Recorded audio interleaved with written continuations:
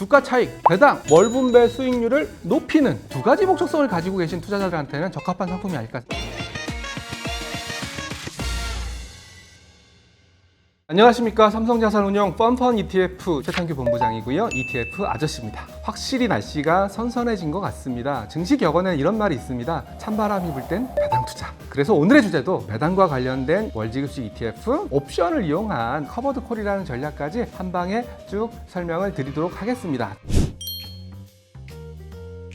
처음에 월배당이라는 용어를 들었을 때요, 1년 동안 모아서 연말에 한 번 주는 게 좋을 수도 있고, 그 연말에 한 번 줘야 될 돈을 월마다 주는 게 좋을 수도 있다. 어떤 게 좋지? 같은 말 아니야? 라는 생각을 좀 했었어요. 그렇지만 연금을 받는 고객들을 대상으로 한번 고민을 해봤어요. 월급이 없는데 건강보험료 매달 빠져나가지 않습니까? 이걸 낼 수 있는 돈이 있을까? 이런 의구심이 들었었고, 이런 분들은 오히려 한 방에 몰아서 드리는 것보다는 잘라서 월 단위로 드리는 게 훨씬 더 효과적이겠구나 라고 생각을 했고요. 그리고 젊은 세대들도 투자를 해놓고 거기서 나오는 월배당금을 가지고 또 재투자를 한다든지 생활 자금으로 쓴다든지, 그리고 월배당 상품으로 나온 ETF들의 개인 순매수 이런 데이터를 봤을 때에는 월 단위로 쪼개서 주는 그런 수요들도 충분히 있을 거다, 늘어날 거다에 대한 확신을 갖게 됐습니다. 그 회사가 1년 동안 농사를 지어서 벌어들인 영업이익, 수확물을 가지고 이 중에 얼마를 배당으로 돌리겠다. 여기서 문제가 두 가지가 있어요. 첫 번째는 올해 농사가 어떻게 될지 잘 모르겠어요. 풍년이 될지 흉년이 될지 영업이익에 대한 예상치가 굉장히 어려워요. 그리고 또 한국에서는 아무래도 지배구조 자체가 주주 친화적인 지배구조를 갖고 있기보다는 대주주 중심의 기업 지배 문화가 형성이 되다 보니까 배당? 이거 해야 돼? 우리 소액주주들한테 줘야 돼? 라는 의구심이 과거에는 굉장히 많았었어요. 12월 결산법인이다, 12월 말일자, 3월 결산법인이다, 3월 말일자 딱 끊어서 1년에 한 번 배당을 주는 게 일반적인 행태였어요. 그러다 보니까 연말에만 주가가 오르고 연초에는 주가가 떨어져 버리는 계절성까지 겹치면서 일정의 주가 되돌림이 일어날 수밖에 없기 때문에 현금 배당도 이론적으로는 배당락이 없지만 실제적으로는 배당락이 있었거든요. 아유, 연말에만 반짝 뜨는 이런 배당 투자를 왜 해야 돼? 라는 것이 배당과 관련된 문제점이었어요. 그러던 찰나에 삼성전자가 분기 배당을 집행하기 시작했었습니다. 연말에 배당을 집중하지 말고 나눠서 집행하게 되면 배당락도 줄어들고 또 주주들도 그 배당을 노리고 1년 내내 보유할 거 아니야 라는 움직임이 생겨나기 시작하면서 분기 배당하는 기업들이 늘어나기 시작했어요. 늘어나기 시작했다라고 말씀드리지만 전체 상장 주식에 비해서는 그렇게 많은 개수가 아니기 때문에 한국에서 배당 투자의 가장 큰 딜레마가 됐던 거예요.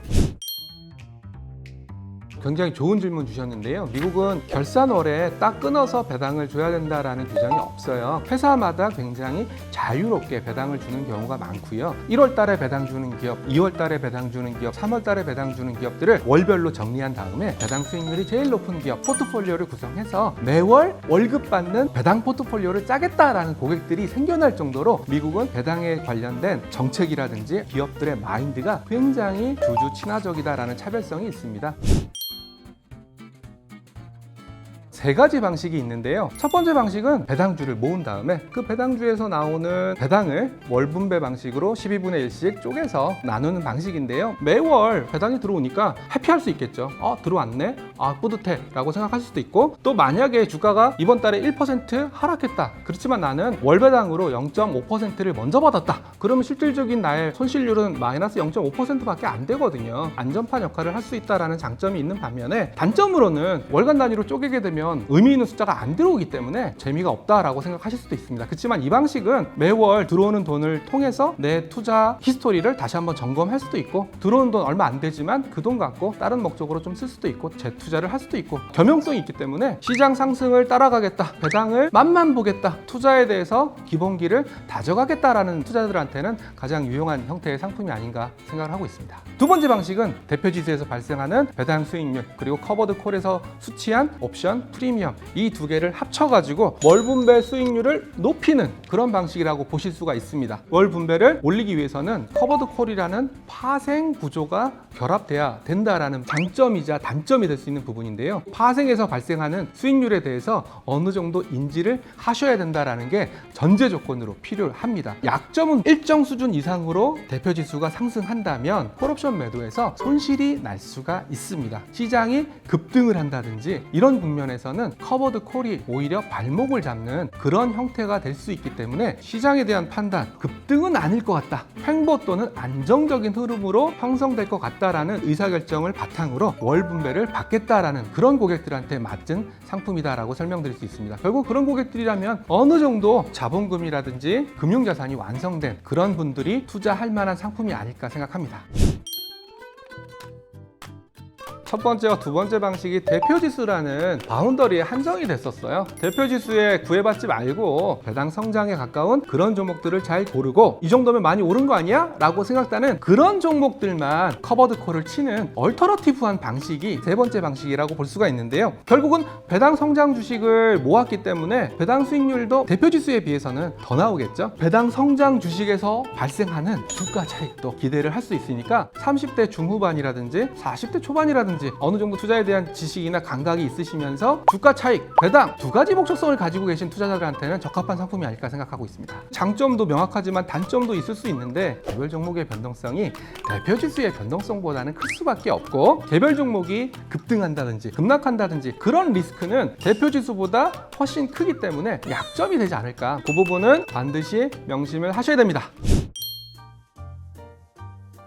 이 용어가 안 나오기를 손꼽아 기도했는데요. 나와버렸네요. 한국에는 연말에 배당이 집중된다든지 기껏해봤자 분기에 배당이 좀 나오는데 고배당 주식, 배당 성장 주식, 배당 가치 주식으로는 월지급 방식을 주기가 굉장히 어려운 상황이거든요. 그러다 보니까 대표지수에 콜옵션을 매도 쳐서 플러스 알파 수익을 낸다면 전문 용어로는 프리미엄이라고 얘기하는데 월 단위로 수취한 콜옵션에 프리미엄을 더해서 월 단위로 분배를 준다라는 것이 월배당식 ETF의 대표적인 메커니즘입니다. 그렇다면 콜옵션은 뭐야? 예를 들어서 설명드리겠습니다. 아파트를 P 3천 주고 샀다. 이 말은 뭐냐면 아파트 가격이 올라갈 거다라는 계산에서 분양권을 살 수 있는 권리를 3천만 원 웃돈을 더 주고 샀다라는 거고요. 콜옵션도 똑같은 개념입니다. 살 수 있는 권리인데요. 아파트 분양가랑 뭐가 틀리냐? 아파트 분양가는 단일가입니다. 40평은 얼마, 50평은 얼마 이렇게 정해져 있지만 주가라는 것은 날마다 가격이 바뀝니다. 오늘 삼성전자가 6만 원이었는데 내일도 6만 원? 그럴 일은 없겠죠.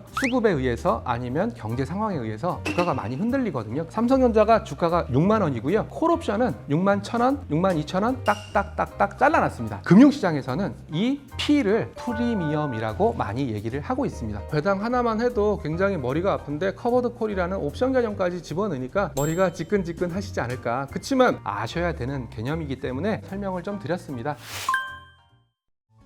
여기까지 월배당 상품의 운영 방식에 대해서 고민을 좀 해봤습니다. 두 번째 순서에서는 누가 월배당 상품이 필요한지 투자 니즈에 맞춰서 설명드리도록 하겠습니다. 수고하셨습니다.